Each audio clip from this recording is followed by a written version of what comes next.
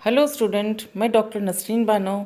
आज के इस लेक्चर में हम इक्विसिटम पार्ट 3 के अंतर्गत इक्विसिटम के gametophyte, development of antheridia archegonia, fertilization, development of embryo और लाइफ साइकिल के बारे में स्टडी करेंगे। जैसा कि हमने पिछले लेक्चर में देखा था, गैमेटोफाइट की जो शुरुआत है वो स्पोर के द्वारा होती है। स्पोर जो होता है वो पहला सेल होता है, पहला जिसके के अंदर गैमेटोफिटिक या हैप्लॉइड जनरेशन की शुरुआत करता है। तो अब इसमें हम पढ़ेंगे सबसे पहले germination of spore and development of the gametophyte. Spore equisetum का जब शेड होता है उसके बाद में शॉर्टली कुछ टाइम बाद ही वो जर्मिनेट हो जाता है, क्योंकि ये जो स्पोर हैं ये बहुत शॉर्ट लिव्ड होते हैं और ये केवल 1 से लेकर 48 घंटे के बीच तक ही लाइव रहते हैं। क्योंकि ये देखा गया है कि इनकी जो रेट ऑफ रेस्पिरेशन है ये बहुत अधिक होता है, जिसके कारण इनकी वायबिलिटी जो होती है वो कम होती है। अब स्पोर जो इसका है वो सूटेबल सबस्ट्रेटम पर जर्मिनेट होता है, ये पानी को एब्जॉर्ब कर लेता है और इसकी जो आउटर कोट है वो शेड हो जाती है, जैसा कि हमें डायग्राम में भी दिखाई दे रहा है। जो फर्स्ट, अब इसका डेवलपमेंट जब होगा तो फर्स्ट डिवीज़न जो होता है स्पोर का वो एसिमेट्रिकल होता है, जिसके के द्वारा एक छोटी राइजोइडल सेल और एक लार्जर सेल बन जाती है। जो छोटी वाली राइजोइडल सेल है तो ये क्या करती है कि फर्स्ट राइजोइड बनाती है, जो कि यूनिसेलुलर राइजोइड बनाता है, और इस राइजोइड का काम जो होता है वो प्लांट के अटैचमेंट में होता है। और ऊपर वाली जो लार्जर सेल होती है वो प्रोथेलस बनाती है। उसके बाद में देखा गया है इक्विसिटम में कि शेप और साइज़ जो प्रोथेलस का होता है वो कंडीशन पर डिपेंड करता है। अगर लार्जर नंबर ऑफ स्पोर्स रहते हैं तो इसका शेप जो होता है प्रोथेलस का वो फिलामेंटस होता है, लेकिन अगर वो स्पार्सली डिस्ट्रीब्यूटेड रहते हैं तो प्रोथेलस जो होता है वो कुशन शेप बनता है। उसी तरह से इसकी ग्रोथ भी जो होती है वो डिपेंड करती है इसकी नंबर ऑफ सेल्स पर, क्योंकि अगर ग्रोथ जो होती है वो यूनिफॉर्म रहती है तो जो गैमेटोफाइट होता है वो सर्कुलर शेप का बनता है, लेकिन अगर वो एक्टिव रहता है कुछ पॉइंट्स पर तो इसका स्ट्रक्चर जो होता है वो लॉब्ड रहता है।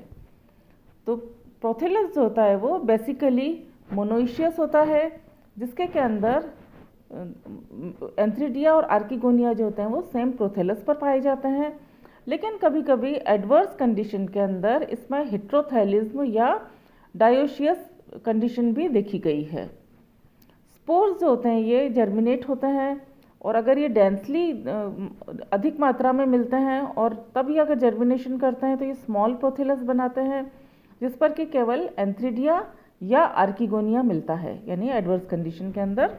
लेकिन अगर ये स्पार्सली डिस्ट्रीब्यूटेड होते हैं तभी लार्ज प्रोथेलाई बनाते हैं, जिसमें कि पहले आर्किगोनिया बनता है और उसके बाद में एंथ्रीडिया का डेवलपमेंट होता है।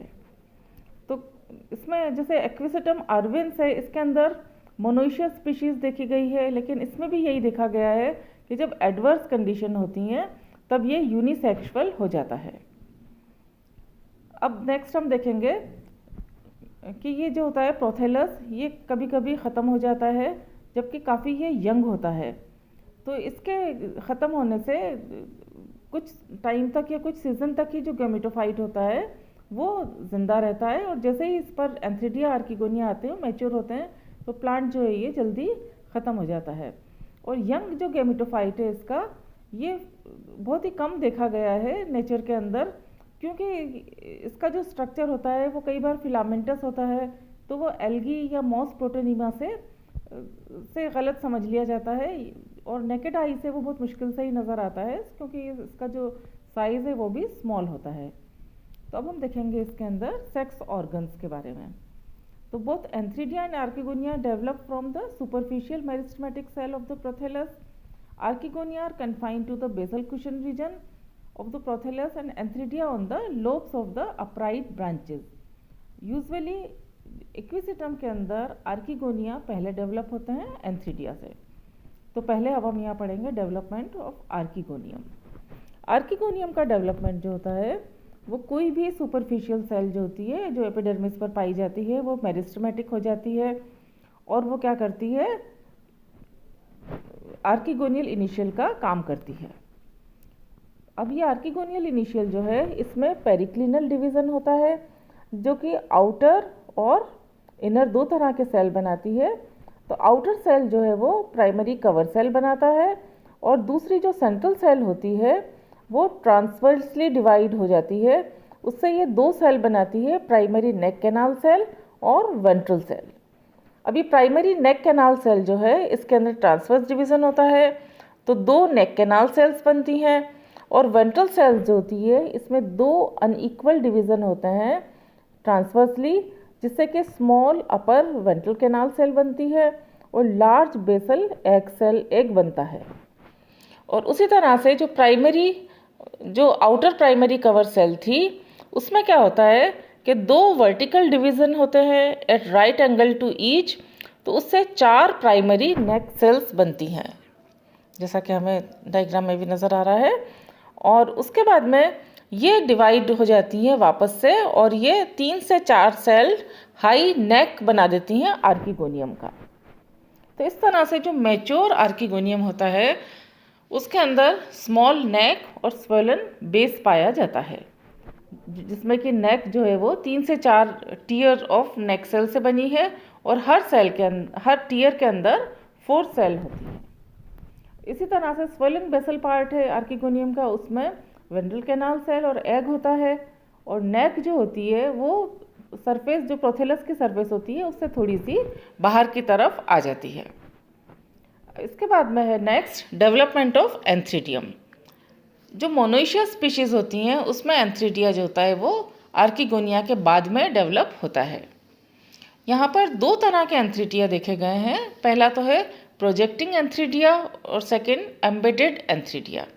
प्रोजेक्टिंग एंथ्रीडिया जो होता है वो प्रोथेलस के मार्जिन पर डेवलप होता है या उसकी जो लोब होती हैं उस पर कुछ अपराइट ब्रांचेस होती हैं जहाँ ये एंथ्रीडिया एक मैसिव कुशन शेप पार्ट जो प्रोथेलस का होता है उसमें से डेवलप होता है। तो यहाँ पे भी यही है कि सुपरफिशियल जो सेल होती है कोई भी एपिडर्मिस पर वो एंथ्रीडियल इनिशियल का काम करती है।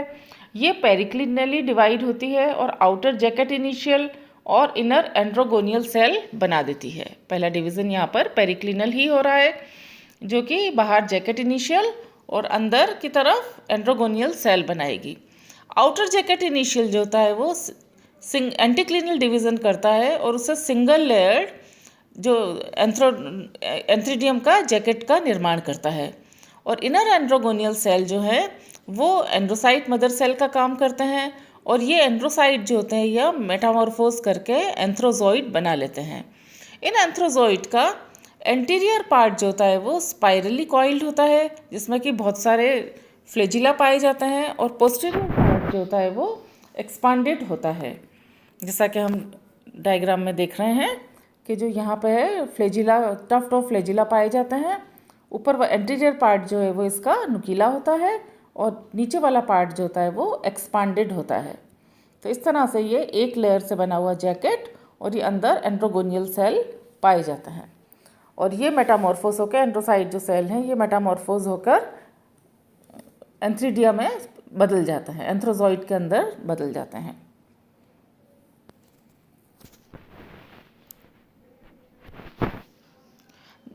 जो लार्ज एंगुलर जैकेट सेल होती है उसके एपेक्स पर जो एंथ्रीडियम डिफ्रेंशिएट होता है कवर सेल और ओपर्क्यूलर सेल में। तो यहाँ पर क्या होता है कि जब चेंज होता है, प्रोग्रेसिवली चेंज होता है और इसका शेप जो होता है हेलिकॉइड हो जाता है, तो ये जो ओपर्क्यूलर सेल है ये क्या करती है कि इसको खोल देती है और यहाँ से जो इसका न्यूक्लियस है वो बाहर की तरफ फट जाता है। अब नेक्स्ट आ जाएगा इसमें फर्टिलाइजेशन।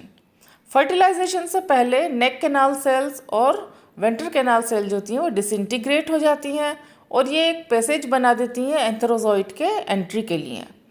अब ये डिसइंटीग्रेटेड मास जो सेल्स का होता है इसके अंदर मैलिक एसिड प्रेजेंट होता है जो कि फ्रीली स्विमिंग एंथ्रोजॉइड्स होते हैं उन्हें अट्रैक्ट करता है, वो आर्किगोनियम की नेक की तरफ आ जाते हैं। हालांकि बहुत सारे एंथ्रोजोइड जो होते हैं वो मूव करते हैं आर्किगोनियम की तरफ, लेकिन उसमें से कुछ ही स्विम करते हुए आते हैं और एग से फ्यूज़ हो जाते हैं, और एग से जब एंथ्रोजोइड फ्यूज़ होगा तो वो जाइगोट का निर्माण कर लेगा। ज़्यादातर जो आर्किगोनिया है उसमें जो फर्टिलाइजेशन होता है उसमें एक न्यूक्लियस ही आर्किगोनिया से डेवलप करता है, लेकिन इक्विसिटम डेबाइल के अंदर देखा गया है कि 15 जो यंग एम्ब्रियो हैं वो एक सिंगल प्रोथेलस के अंदर ऑब्जर्व किए गए हैं। नेक्स्ट है एम्ब्रियो डेवलपमेंट। जब फर्टिलाइजेशन के बाद में जाइगोट बनेगा तो ये वापस से शुरुआत हो जाएगी स्पोरोफिटिक जनरेशन की, क्योंकि यहाँ पर वापस से डिप्लॉइड फेज शुरू हो जाता है। तो जो डिप्लॉइड जाइगोट है जो कि मेल और फीमेल गैमेट के फ्यूजन से बना है, ये आगे नेक्स्ट जनरेशन जो स्पोरोफिटिक जनरेशन होती है उसका मदर सेल होता है, और ये जाइगोट जो है ये एम्ब्रियो में चेंज हो जाता है जो कि नया स्पोरोफाइट बनाएगा। जो एम्ब्रियोजेनी है इक्विसिटम की उसके अंदर कुछ वेरिएशन मिलता है अलग अलग स्पीशीज़ के अंदर। जो ज़्यादातर स्पीशीज़ हैं इसमें फर्स्ट डिवीज़न जो जाइगोट का होता है वो ट्रांसवर्सली होता है, जो कि राइट एंगल पे होता है जो आर्किगोनियम की नेक से, और ये क्या करता है कि एपिबेसल और हाइपोबेसल सेल बनाता है। ऊपर की तरफ एपिबेसल, नीचे की तरफ हाइपोबेसल सेल का निर्माण करता है। ये दोनों सेल जो हैं ये एम्ब्रियो के बनने में कंट्रीब्यूट करती हैं। तो यहाँ पर भी जैसा हमने लाइकोपोडियम में देखा था कि सस्पेंसर जो होता है नहीं पाया जाता है। जो सेकेंड डिवीज़न जाइगोट के अंदर होता है वो वर्टिकल होता है, जिसके के द्वारा 4 सेल का एम्ब्रियो बन जाता है।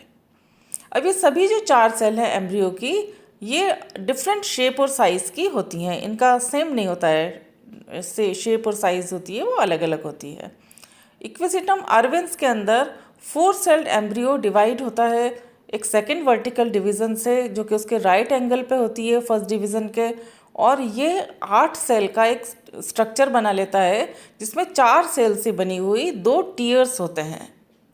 जो लार्जेस्ट होता है 4 एपिबेसल सेल में से जो सबसे लार्जेस्ट सेल होती है वो बनाती है apical cell of the shoot, और रिमेनिंग 3 जो होती हैं वो लीफ इनिशियल का निर्माण करती हैं। इसी तरह से जो लार्जेस्ट सेल हाइपोबेसल सेल होती है वो रूट इनिशियल का काम करती है, और बाकी जो 3 होती हैं हाइपोबेसल में से 3 जो सेल्स होती हैं वो इसका फूट बनाती हैं। जो एक्टिव डिवीज़न देखा है एपिकल सेल में जो शूट की और रूट इनिशियल बनने की, उससे क्या होता है कि शूट और रूट का निर्माण होता है। एक्टिव डिवीज़न होता है इनके अंदर जिससे रूट और शूट का निर्माण होता है। जो एम्ब्रियोनिक रूट जो होती है वो प्रोथेलस को पेनिट्रेट करके सॉइल के अंदर एंटर हो जाती है।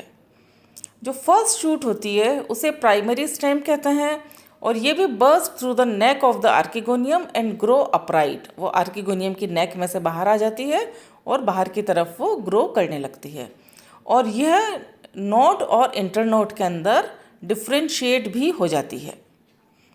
अब हर जो नोड होता है उस पर प्राइमरी स्टेम बनता है जिस पर कि 3 लीव्स होती हैं, 3 पत्तियां होती हैं, और primary stem shows only limited growth. इस प्राइमरी स्टेम की जो ग्रोथ होती है वो लिमिटेड होती है। एपिकल ग्रोथ जो होती है वो 10 से 15 इंटरनोड जब आ जाते हैं उसके बाद में वो चेक हो जाती है, रुक जाती है। उसके बाद में सेकेंडरी ब्रांच डेवलप होती है प्राइमरी स्टेम के बेस पर बड के द्वारा, और वो 1 से लेकर 5 पत्तियां एक नोड पर बना लेती हैं। अब ये सेकेंडरी ब्रांच जो है इसकी भी लिमिटेड ग्रोथ हो जाती है, और ये भी रिप्लेस हो जाती है दूसरी अपराइट ब्रांच से जो कि इसके बेस से निकलती है। ये प्रोसेस जो होता है रिपीट होता रहता है जब तक कि 3 से लेकर 4 शूट जो होती हैं वो इसमें अपीयर हो जाती हैं, and finally a shoot instead of growing is usual upright position forming the first underground rhizome. उसके बाद में जब 3-4 शूट्स आ जाती हैं उसके बाद में ये अंडरग्राउंड राइजोम का निर्माण कर लेती हैं। ये जो राइजोम होता है ये पेरिनियल होता है, और ये न्यू एरियल शूट रेगुलरली देता रहता है। तो इस तरह से ये अपनी जो एम्ब्रियोनिक स्टेज होती है उससे फुल फ्लेज स्पोरोफाइट बन जाता है। अब यहाँ पे हम लाइफ साइकिल देखेंगे इक्विसिटम की। तो इक्विसिटम भी जैसा हमने देखा कि इसका भी मेन फेज होता है वो स्पोरोफाइट होता है। स्पोरोफाइट पर स्पोरेंजिया मिलते हैं। स्पोरेंजिया जो होते हैं वो कॉम्पैक्ट होकर स्ट्रोबिलस का निर्माण करते हैं। इस स्ट्रोबिलस के अंदर स्पोरेंजियोफोर जो होते हैं उसमें स्पोरेंजिया डेवलप होते हैं जो कि स्पोर मदर सेल बनाते हैं, और इन स्पोर मदर सेल में मियोसिस होता है जिससे कि स्पोर का निर्माण होता है। अब ये स्पोर जो होते हैं ये हैप्लॉइड जनरेशन होती है जो कि जर्मिनेट करके प्रोथेलस बनाती है। अब इस प्रोथेलस पर एंथ्रीडिया और आर्किगोनिया पाए जाते हैं। एंथ्रीडिया एंथ्रोजॉइड बनाती है और आर्किगोनिया एग का निर्माण करती है। ये अभी तक हैप्लॉइड हैं, लेकिन जब एग से एंथ्रीजॉइड जो होते हैं वो फ्यूज़ होते हैं तो फर्टिलाइजेशन के द्वारा जाइगोट का निर्माण होता है। अब ये जाइगोट वापस स्पोरोफिटिक जनरेशन की फर्स्ट सेल होती है, और ये जाइगोट आगे ग्रो करके एम्ब्रियो का निर्माण करते हैं जो कि एम्ब्रियो वापस से स्पोरोफिटिक इक्विसिटम को बनाते हैं। उसके अलावा इसके अंदर वेजिटेटिव रिप्रोडक्शन भी देखा गया था जो कि ट्यूबर्स के द्वारा होता है। उसी तरह से यहाँ पे लाइफ साइकिल इक्विसिटम की डायग्रामेटिक दिखाई गई है। तो यहाँ हम देखेंगे ये स्पोरोफिटिक प्लांट है जिस पर कि कोन या स्ट्रोबिलस पाया जाता है। इस स्ट्रोबिलस के अंदर स्पोरेंजियोफोर हैं जो पेल्टेड डिस्क में होते हैं, जिसके अंडर साइड पे हमें स्पोरेंजिया नज़र आ रहे हैं। तो इस स्पोरेंजियम के अंदर स्पोर का निर्माण होता है, और ये स्पोर मदर सेल मियोसिस के द्वारा स्पोर बनाते हैं। जो स्पोर हमने देखा था जिस पर लेयर्स पाई जाती हैं, और बाहर वाली लेयर जो होती है वो इलेटर्स बना देती है, स्पून शेप इलेटर बना देती है। ये फ्री होके और क्या करते हैं, गेमिटोफाइट का निर्माण करते हैं, प्रोथेलस का निर्माण करते हैं, और इन प्रोथेलस पर एंथ्रीडिया और आर्किगोनिया पाए जाते हैं। एंथ्रीडिया एंथ्रोजॉइड बनाता है, आर्किगोनिया एग बनाता है, और इनमें फर्टिलाइजेशन से जाइगोट बनता है। और ये जाइगोट जो होता है अब गेमिटोफाइटिक जनरेशन का ख़त्म हो जाता है, और ये जाइगोट जब बनता है तो गेमिटोफिटिक प्लांट से इसकी जो आर्किगोनिया की नेक से ये बाहर आकर स्टेम जो शूट हैं उनका निर्माण करके और ये स्पोरोफिटिक प्लांट में चेंज हो जाता है। Thank you.